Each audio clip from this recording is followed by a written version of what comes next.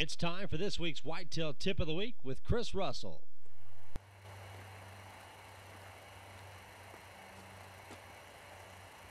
I'm Chris Russell with Weekend Warrior Productions. Today's whitetail tip involves scrape hunting.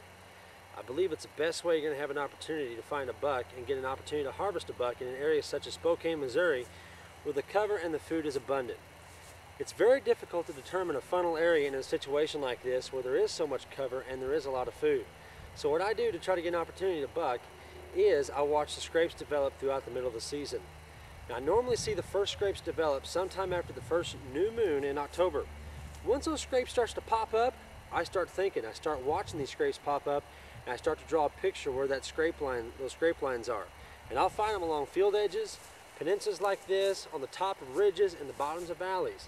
But most of the time, if you'll think about it, they're kind of making a circle or a fence of some sort for that buck deer's core area. He's obviously found some does and he's marking this area and saying, hey, I'm taking care of these. Any other bucks come along, get out of here. So what you need to do is once you find this core area or these scrape lines, get in the middle of it.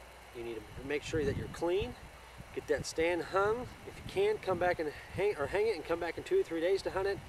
Get in there, play it smart, and you might have an opportunity to buck deer. Remember though, in an area such as this where the buck to doe ratio is not as even as biologists would like to think it is, you may not be able to get that deer on the first day, so make sure you're clean and quiet getting in and getting out, and come back another day and hunt it. But remember, watch the wind. For Weekend Warrior Productions, I'm Chris Russell. This is your Whitetail Tip of the Week. Good hunting and shoot straight.